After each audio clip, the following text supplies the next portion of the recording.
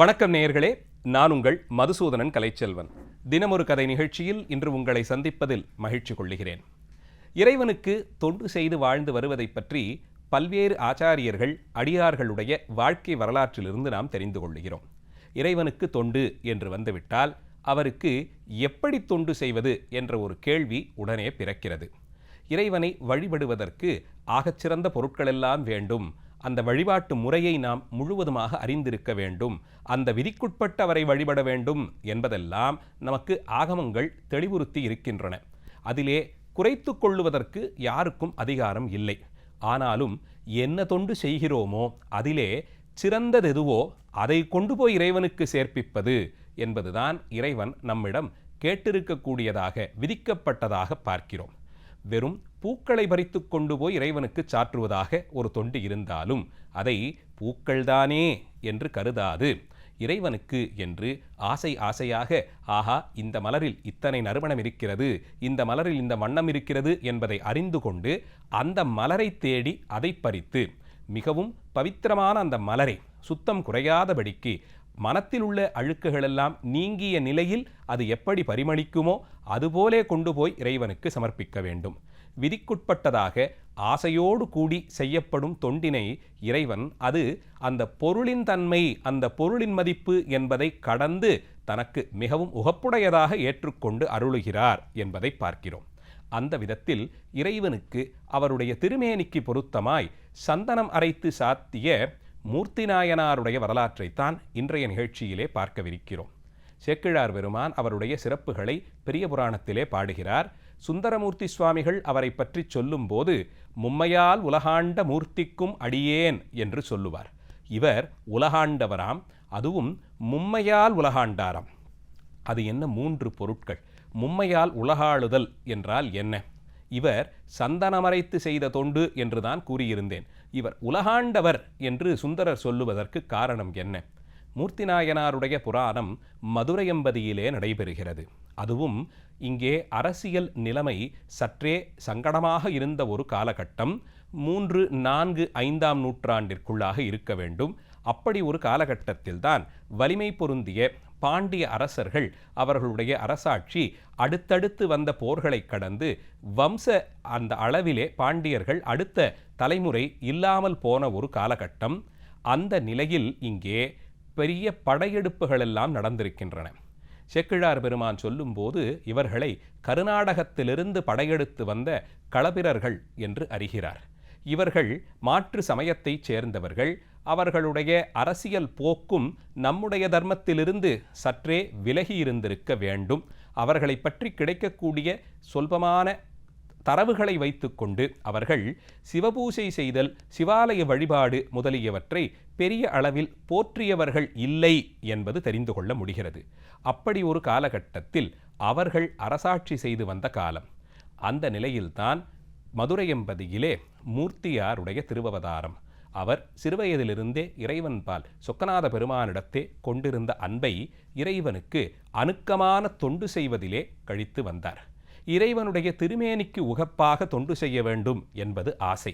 அப்படி என்றால் அவருக்கு எதை கொண்டு வழிபாடு செய்வது என்று சிந்தித்தவர் இறைவனுடைய திருமேனியிலே நேரடியாக சென்று சேரக்கூடிய திரவியமான உயர்ந்த நறுமணம் பொருந்திய சந்தனத்தை, திருச்சாந்தை அரைத்து அதை கொண்டு போய் இறைவனுடைய அபிஷேகத்திற்கும் அலங்காரத்திற்கும் வழங்குவதை தொண்டாக கொண்டிருந்தார்.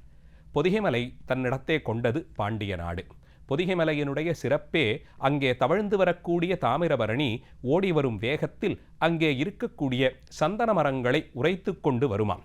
உரசிக்கொண்டே வரும்போது சந்தன மரத்தின் வேரினுடைய நறுமணம் கூட தாமிரபரணி நதியிலே கலந்திருக்கும் என்று சொல்லுவார்கள்.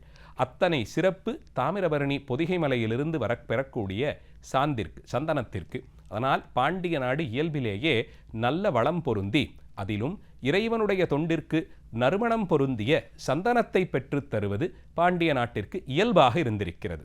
அப்படிப்பட்ட பாண்டிய நாட்டின் தலைநகரத்தில் தமிழ் வளர்த்த ஆலவாய் சொக்கநாத பெருமானுடைய ஆலயத்திலே சந்தன கல் பதித்து உயர்ந்த ரக சந்தனக்கட்டைகளை பெற்று வந்து அவற்றை அதிலே தேய்த்து அதிலிருந்து திருச்சாந்து சேகரித்து இறைவனுடைய அபிஷேகத்திற்கும் அலங்காரத்திற்குமாக தவறாது வழங்கி வந்தார் மூர்த்தியார். இந்த நிலை சில காலம் நல்லவிதமாக சென்றது. இவர் செய்து வரும் தொண்டும் அங்கே இருந்தவர்கள் எல்லோருக்கும் தெரிந்தது. உயர்ந்த ரக சந்தனக்கட்டைகளை சேகரித்து அவற்றை விதிப்படி கல்லில் சேர்த்து அரைத்து அதை கொண்டு போய் ஆலயத்திலே வழிபாட்டிற்கு தந்து வந்தவர். இவருடைய நிலையையும் இவர் செய்து வந்த தொண்டின் மேன்மையையும் எல்லோரும் அறிந்திருந்தார்கள். ஆனாலும் அப்படி ஒரு காலகட்டத்தில் மூர்த்தியாரினுடைய அந்த அமைப்பு அவர் செய்து வந்த தொண்டிற்கு தடை வரும் விதமாக இங்கே களபிரர்களுடைய ஆட்சி. அந்த ஆட்சி காலத்திலே அவர்கள் சமய சமூக நிலைப்பாட்டை, அப்போது இயங்கி வந்த அமைப்பை சீர்குலைக்க வேண்டும் என்ற எண்ணத்திலே ஆலயங்களில் வழிபாடு செய்வதற்கு பெருமளவிலே இடர்பாடுகளை வளர்த்தார்கள். பெரும் அளவில் தடைகளை விதித்தார்கள். அதன்படி ஆலயத்தில் தொண்டு செய்து வந்தவர்கள் குறையத் தொடங்கினார்கள். அரசர்களை பகைத்து கொண்டு அவர்களிடமிருந்து பெறக்கூடிய அந்த நிலையெல்லாம் இல்லாது போன நிலையில் ஆலயத்திலே வழிபடுவோர்களுடைய எண்ணிக்கை குறையத் தொடங்கியது. அவரவர்கள் விட்டு சென்றாலும் எப்போதும் திடச்சித்தத்தோடு இருந்த மூர்த்தியார் தவறாது இறைவனுக்கு சந்தனம் சேகரித்து தொண்டு செய்து வர வேண்டும் என்பதிலே முனைப்போடு இருந்தார். இப்படி ஒருவர் தனித்து ஆலயத்தில் சந்தனம் அரைத்து கொடுக்கும் தொண்டை மட்டும் நிறுத்தாமல் செய்கிறார் என்பதை அறிந்து கொண்ட அரசர்கள் அவருக்கு யாரும் சந்தனமரக்கட்டைகளை கொடுக்கக்கூடாது என்றொரு விதியை செய்தார்கள். அந்த விதிக்குட்பட்டு அவருக்கு அந்த பகுதிகளிலே சந்தனம் விற்று வந்தவர்கள், ஐயா, உங்களுக்கு சந்தனக்கட்டைகளை விற்றால் நாங்கள் அரசுக்கு துரோகம் செய்ததாக அறிவிக்கப்படும், அதனால் எங்களுக்கு பாதகம் ஏற்படலாம், தயவு செய்து மன்னித்து விடுங்கள், உங்களுக்கு சந்தனக்கட்டைகளை வழங்க முடியாது என்று தவிர்த்து வந்தார்கள். பெற்று வைத்திருந்த சந்தனக்கட்டைகளை சிறுகச் சிறுக தொண்டிற்கென்று அரைத்து சேகரித்து இறை வழிபாட்டிற்கு கொடுத்து வந்தவர் திடீரென்று ஒரு நாள் தான் அரைப்பதற்கு சந்தனக்கட்டைகள் இல்லாத நிலைக்கு தள்ளப்பட்டார். அன்றைய தினம் சொக்கநாதர் ஆலயத்திற்கு போய் அபிஷேகத்திற்கு சந்தனம் அரைக்க வேண்டும். ஆனால் தன்னிடம் சேகரிப்பில் சந்தனக்கட்டைகள் இல்லை. சற்றும் மனம் தளராதவராக, கொஞ்சமும் யோசனையெல்லாம் செய்யாதவராக, ஐயா, இந்த உடம்பு உங்கள் தொண்டிற்கானது, இந்த உயிருக்கு கூடாக இருக்கக்கூடிய உடம்பு உங்களுக்கு தொண்டுக்காகத்தானே இருக்கிறது, இதை கொண்டு எந்த நிலையிலாவது அரைத்து உங்களுக்கான சாந்தினை கொடுப்பேன் என்று எண்ணம் கொண்டார். நேரே சொக்கநாதர் ஆலயத்தில் அவர் தொண்டு செய்து வந்த சந்தனக்கல் அருகிலே சென்றார். கட்டை இல்லாமல் போனால் என்ன, என் கைகள் இருக்கின்றனவே, இந்த கைகளால் தானே அரைத்து அந்த திருச்சாந்தை கொண்டு போய் சேர்த்தேன், இந்த கைதானே தொண்டு செய்து வந்தது, இன்று இறைவனுடைய தொண்டுக்கு இந்த கை செல்லட்டும் என்ற எண்ணத்தில் தன் முழங்கையை அந்த சந்தன கல்லிலே வைத்து தேய்க்கத் தொடங்கினார். சிறிது நேரத்திற்கெல்லாம் அவருடைய திருமேனியிலே தோலானது தேய்ந்து வழன்று சென்றது. அதற்கு பிறகு இருந்த இரத்தமும் மஜ்ஜையும் அந்த சந்தனக்கல்லிலே உரைத்து உரைத்து உரைத்து கரைந்து போனது. இறுதியில் கையில் எலும்பு மட்டுமே எஞ்சியிருக்க அந்த எலும்பையும் கொண்டு தேய்க்கத் தொடங்கினாராம். அந்த நொடிப்பொழுதில் இறைவன் அவர் செய்து வந்த தொண்டின் சிறப்பு உலகெல்லாம் அறியும்படியாய் செய்து அவரை தடுத்து நிறுத்தினார். மூர்த்தியார் செய்த திருச்சாந்து தொண்டு என்பது இந்த உடம்பு கரைந்து இழைத்து பெருமானுடைய தொண்டிற்கு செல்லும்படியாய் செய்தது. மிகவும் வினோதமாகத்தான் இவர்களுடைய தொண்டெல்லாம் இருக்க பார்க்கிறோம். அதை புரிந்து கொள்ள நமக்கு அந்த அவர்கள் கையாண்ட முறையிலே ஒரு பயிற்சி வேண்டும். பயிற்சி என்று சொல்லுவது அவர்கள் என்ன தத்துவத்தின் அடிப்படையில் அந்த தொண்டை செய்தார்கள் என்பதை உணர்ந்து கொள்ள வேண்டும். அவர்களுக்கு கையும் சந்தனக்கட்டையும் ஒன்றல்ல என்பதெல்லாம் தெரியும். ஆனால் செய்து வந்த தொண்டு விரதம் போலே. அதற்கு ஒரு பங்கம் ஏற்பட்டு விட்டால் அந்த தொண்டை இந்த கைதானே செய்து வந்தது, அந்த தொண்டிலே இந்த கைகளை ஈடுபடுத்துகிறேன் என்ற நிலையில் இருந்தார்கள். அதன்படி கையினுடைய தோலும் இரத்தம் மஜ்ஜை மாமிசம் எலும்பு வரையிலும் தேய்த்து அந்த சந்தனக்கல்லிலே அன்றைய தினத்திற்கான தொண்டை செய்தார். மூர்த்தியாருடைய சிறப்பு மதுரை எம்பதியை கடந்து உலகெல்லாம் அடைந்தது. இறைவனும் அவரை தடுத்தாட்கொண்டார் என்பதை எல்லோரும் அறிந்து கொண்டார்கள். இப்படி அவருடைய தொண்டு சிறப்பு பெற்று விளங்கிய காலத்தில்தான் ஆட்சி செய்து வந்த களபிரர்கள் சிவனடியார்கள் மனம் நோக நடந்து கொண்டதன் விளைவு அடுத்து ஆட்சிக்கு வருவதற்கு ஆளில்லாமல் அவர்கள் மாண்டு போகும் நிலைக்கு வந்தது.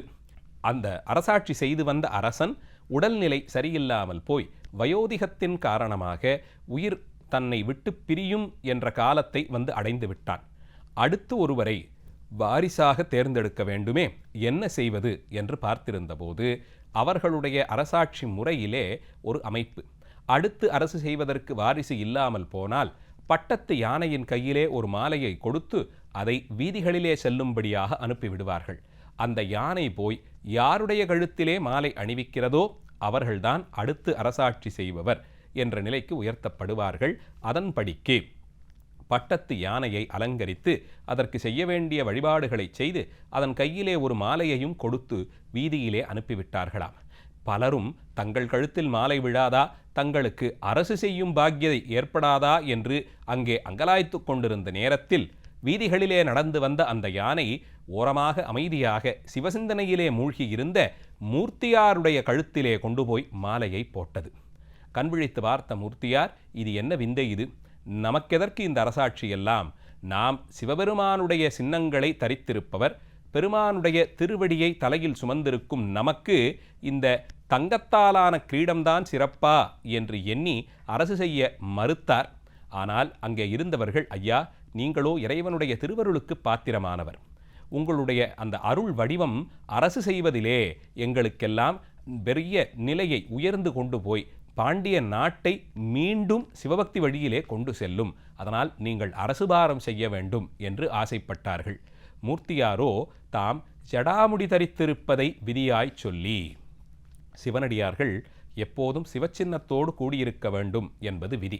அதன்படிக்கு திருநீறு, ருத்ராட்சம், பஞ்சாட்சர மந்திரம் இவற்றையெல்லாம் அவர்கள் எப்போதும் தரித்திருப்பார்கள். அதிலே தபஸ்விகளாக இருப்பவர்களுக்கு ஜடாபாரம் வைத்து கொள்ளுவது என்பதும் ஒரு விதி. இறைவனுடைய தனித்துவம் அவர் தரித்திருக்கக்கூடிய சடை, அந்த சடைமுடியையும் மூர்த்தியார் தரித்திருந்தார். சடைமுடி தரித்திருப்பவர்களுக்கு தலைக்கு மேலே அரசர்கள் வைத்துக் கொள்ளும் மணிமகுடத்தை வைக்க முடியாது. அவர்களுக்கான மணிமகுடம் இறைவனுடைய சின்னமான சடைதான் என்ற பிறகு அவர்களாலே மணிமகுடம் தரிக்க முடியாது. என்ன செய்வதென்று பார்த்தார் மூர்த்தியார். ஆனால் மக்கள் எல்லோரும் பாண்டிய நாட்டை மீண்டும் நீங்கள் நல்வழிப்படுத்த வேண்டும் என்று வேண்டி கேட்டுக்கொண்டார்கள். சிந்தித்தவர், சரி, உங்களுக்காக வேண்டி அரசு செய்கிறேன், ஆனால் சிவச்சின்னங்களாக இருக்கக்கூடிய ஷடாபாரம், திருநீறு, ருத்ராட்சமாகிற இந்த மூன்றையும் தரித்து கொண்டுதான் அரசாட்சி செய்வேன் என்று சொன்னார். அரசு கட்டிலே அமர்வதற்கு யாருக்குத்தான் ஆசை இருக்காது? அரச போகங்களை துய்ப்பதில் எல்லோருக்கும் விருப்பம் இருக்கும். ஆனால் அதை ஒரு பாரமாக கருதிய பக்குவ நிலை மூர்த்தியாருடையது. அதனால்தான் அவர் முதலில் அந்த அரசு பதவி வேண்டாம் என்று துறந்தார். ஆனால் அடியவர்கள் வேண்டி கேட்டுக்கொள்ள இறைவனுடைய திருவருள் விதித்தபடி என்ற நிலையில் 3 சிவச்சின்னங்களோடு கூடி தலையிலே ஜடாபாரம், திருமேனியெங்கும் திருநீறு, கழுத்திலே கண்டமணியாக ருத்ராட்ச மாலைகள் இவற்றோடு கூடி அரசு செய்தாராம். அதனால்தான் 3 சின்னங்களோடு கூடி அரசாட்சி செய்ததை மும்மையால் உலகாண்ட மூர்த்திக்கும் அடியேன் என்று சுந்தரமூர்த்தி சுவாமிகள் பாடினார். தன்னலம் கருதாது சிவத்தொண்டிலே ஈடுபட்டவருக்கு அரசு செய்யும் உயர் பதவிகளையெல்லாம் இறைவன் வழங்கினார். அப்போதும் கூட அவற்றை பாரமாக நினைத்து இறைவனுடைய திருவடி தாமரைகளை தலையில் சுமப்பதுதான் எனக்கு விதி என்று கருதியவர்கள்தான் நம் ஆச்சாரியர்கள். அப்படிப்பட்ட மூர்த்தியாருடைய நினைவை போற்றி இன்றைய நிகழ்ச்சியை நிறைவு செய்கிறேன். நாளைய தினம் மீண்டும் ஒரு கதையோடு உங்களை சந்திக்கிறேன். நன்றி, வணக்கம்.